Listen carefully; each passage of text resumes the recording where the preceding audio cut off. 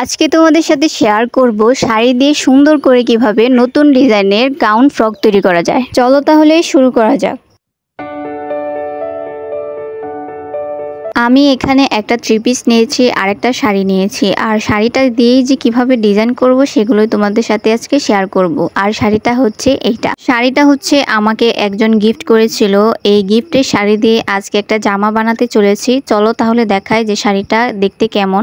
শাড়ির ডিজাইনটা কিন্তু খুবই সুন্দর ছিল, আর তার থেকে দুই সাইডের বর্ডারে কিন্তু সোনালি কাজ করা ছিল। দুই সাইডে ডিজাইন দেখে মনে মনে চিন্তা করে ফেললাম শাড়িটা যেরকমই হোক জামার ডিজাইনটা কিন্তু খুবই সুন্দর হবে, দেখতেও ভালো লাগবে। আর আমি জামাটার মধ্যে এই সাদা লেসটা ব্যবহার করব। এখানে 3 গজ লেস আছে, আর জামাটা কিরকম ডিজাইন হবে সেটাও তোমাদের সাথে শেয়ার করছি। দাঁড়াও দেখো, এই যে দেখো, এই জামার গলাটা এরকম হবে, আলাদা আরেকটা গলার ডিজাইন বসবে, তারপরে এরকম ভি কাটিং হবে, তো আর পাফ হাতা হবে, সাথে গোলাপি জামা লিখে রাখছি যেন ভুল না হয়। জামার সাথে এই গোলাপি সালোয়ারটা হবে।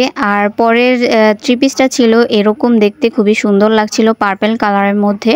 আর এটা ছিল সিম্পল একবারে। আর 2 দিন পর আমি জামাটা কিন্তু হাতে পেয়ে যাই। আর এটা হচ্ছে সেটার ওড়নাটা। আমি এখনই জামা তোমাদেরকে দেখাবো না, ওড়নাটাতে আমি কিভাবে ডিজাইন করব আর কি টার্সেল বসাবো সেটাই আগে তোমাদের দেখাবো। টার্সেলটা আসলে কেউ চিনতে পারবে, আবার কেউ চিনতে পারবে না। ভিডিও দেখতে থাকো তাহলে কিন্তু অবশ্যই চিনতে পারবে। এই কৌটাটার ভিতরে মুক্তার পুঁতিগুলো আজকে লাগবে। তো এই পুঁতিগুলো আমার কিন্তু একটাও কেনা নয়, এই দেখা গেছে কানের দুলের মধ্যে বা জামার মধ্যে ছিল, তো কেটে আমি এখানে রেখে দিই আমার প্রয়োজনে যেন আমি এগুলো ডিজাইন করতে পারি। তো এখানে একটা কাট নিয়েছি, একটা কেচি আর একটা সুতায় নিয়েছি 5 টাকা দামের। ভিডিওটা দেওয়ার ইচ্ছা ছিল না, তারপরে চিন্তা করলাম না দিলে তো ভালোই হয়, কারণ শাড়ি দিয়ে সুন্দর একটা জামা বানাতে চলেছি, এরকম কিন্তু তোমরাও বানাতে পারবে। শাড়ি দেখা যায় আমরা ঘরের বউ 3 পিস পরতে আর কি খুবই পছন্দ করি। শাড়িটা খুবই কম পরা হয়, বাড়িতে আসলেও শাড়ি পরি না, শুধু শুধু ড্রয়ারে পরে থাকে। তো কি দরকার, তো সুতি কাপড়ে যদি পরি তাহলে যেটা পরতে স্বাচ্ছন্দ্য বোধ করিস আসলে সেটাই তো পরা দরকার। তো চিন্তা করলাম এই শাড়িটা দিয়ে সুন্দর করে ডিজাইন করে একটা জামা বানায় ফেলি।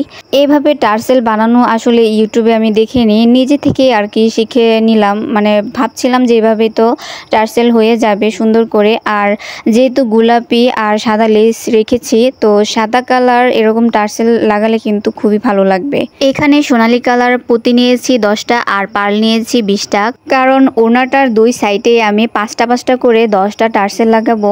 প্রথমে আমি সোনালী কালারটা দিয়ে দিয়েছি, আর তার উপরে 2টা করে পার্ল লাগিয়ে দিলাম। আর এভাবেই কিন্তু দেখেন কত সুন্দর একটা টার্সেল হয়ে গেল। প্রিয় আপু ও ভাইয়াদের জানাচ্ছি অসংখ্য ধন্যবাদ, যারা শুরু থেকে শেষ পর্যন্ত আমার সাথে আছেন বা থাকবেন। আমার চ্যানেলটাকে যারা যারা সাবস্ক্রাইব করেছেন তাদেরকে জানাচ্ছি অসংখ্য ধন্যবাদ।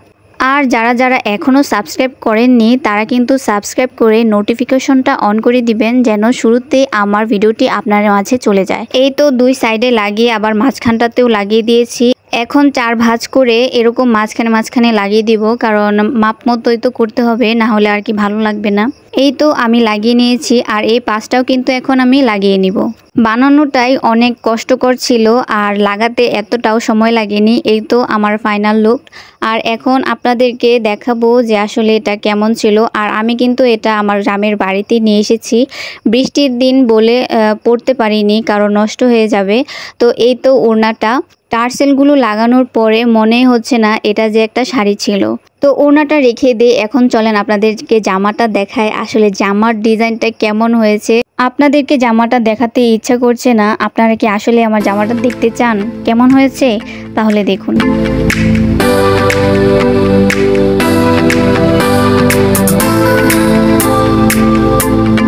আমার জামাটা আসলে যে এত সুন্দর হবে আমি এটা কল্পনাও করিনি।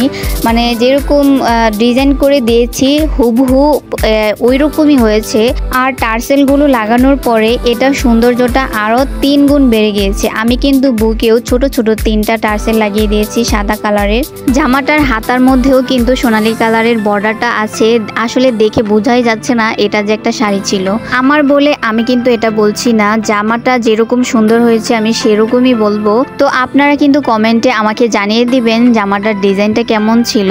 নিচের গাউনটার মধ্যে গোলাপি 2 ইঞ্চি একটা বর্ডার দিয়েছি আর তার উপরে সাদা লেসটা লাগিয়ে দিয়েছি, সেটাও কিন্তু একেবারে ফুটে উঠেছে সবকিছু মিলিয়ে। তো চিন্তা করলাম একটু পরে দেখি আসলে কেমন লাগবে আমাকে।